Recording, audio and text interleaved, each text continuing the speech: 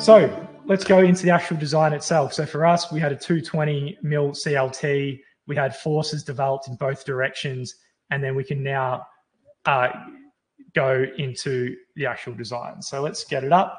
You've got here, you got your connection design. You can see the different connection details. Corey mentioned this one's freely available on the free version at the moment. So you'll notice every release we are getting better at how we do our dynamic imagery and things like that. So I think you'll notice that that's quite advanced, but that's not what we're talking about today.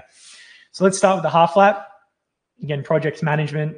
We're going into the existing project. Let's go here, and we're doing our webinar 2, not the draft. We're doing this one and half lap connection 1. As this is working, I'll take you through the dynamic images. So you've always got manual input on connections and member. It's always makes it easy to use. We've also, the enterprise customers can add their own supplier. Hence our internal enterprise. We've got a lot of junk sort of additions there. So don't pay attention to that. But if you're an enterprise customer, you could basically add any supplier in the world, because not every supplier, loves us. I guess like Stora Enso, they got Calculitis and probably might not partner with us anytime soon, but you could add any panel you want really if you wanted to. So let's go our TimberLink panel. You got a dynamic building of the section. So if you change the panel, it's going to dynamically update in both directions of the sections. So here you got 2 options. You can do a discrete floor type. It's a specific floor panel length that does take into account the edge distance requirements. An alternative is to use a continuous design. So this design's per meter, and because of that, it does account for the decimal of screws rather than a discrete number of screws, and you get a bit of extra capacity. So I'll keep it like this in this view for the next part. So next you got your screw supplier. So again, you can choose your screw here. And with that, you've got the screw types, you've got warnings. So it's telling you to use a longer screw, obviously.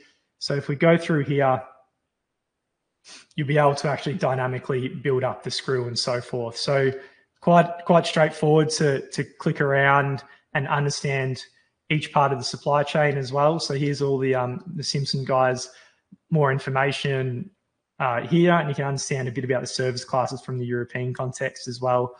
But again, you can always just keep changing, understanding, having that versatility from a screw design point of view can be the best option for a client as well, and having that power. So there's a lot of flexibility just in this logic. The second lot of flexibility is around the analytical methods. So currently you have current Eurocode, AS1720 and draft Eurocode as your fundamental methods. But for example, the current Eurocode, you got the ability to design it to the current Eurocode, but get your capacities according to the ETA. So let's start there, and I'll do some optimization in a little bit. So geometries, got your orientation. We can change our spacings, get it closer. Well, we haven't put in our loads yet. I'll put in our loads. So we've got 8.5 and 7.5.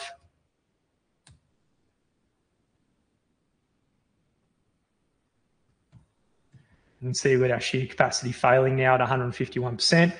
You've obviously got this case, you can increase a 6 mil screw, get a 8 mil screw potentially to work, which we did in that instance, or you can change the spacing. But at least you got that option. And one recommendation is probably fix the screw type and have it a consistent screw across the project, and then update the spacings might be easiest from a complexity on site. So there's all those smarts with experience you can overlay in addition to using CLT Toolbox. So you got your design data here. Again, more information. What does pre-drilling do? You got wood splitting. It helps with a few bunch of things. And then you can start doing the checks. So again, the geometry check. So this is based on the ETA, and let's look at the difference between methods. Actually, I'm jumping around a bit, but let's look at the capacity, and then we'll look at the difference between each method. So I'll mention through geometries. Now you got your lateral capacity. So go through each check in detail and all reference for the specific clauses. And as I said, we've had a team probably like on average 6 or 7 people for like 18 months now on just screw design. So we keep going deeper and deeper to providing more advanced software for engineers. And the reason why it's important for advanced software is because if through a click of a button, you can understand the design better and get 10% saving on your capacity. That might be the difference between, for the client, of $20,000 right there. So, building one spreadsheet for one method, not sophisticated, might cost more money, I guess, than actually having the advanced tooling solution to get what's best for the client. All right, so I've done it based on current Eurocode or the ETA. If you click more information,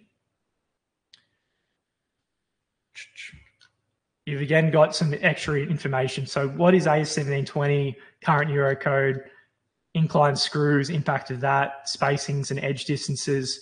You can see here, for example, spacings, we say it's best to follow the ETAs because that is specific based from supplier to supplier. But for the sake of it, let's just change to the compliance method. So let's go to AS1720 and see what happens. So you can again change back to AS1720, really simple geometry checks in this case. You can see our capacity is working at 42%. So if you did it just on AS1720, you'd be working easier and you'd get less space, less screws for the project, but that's obviously not best based on the latest cutting edge design methods. From a lateral capacity point of view, again, really simple tables taken from the AS1720 approach.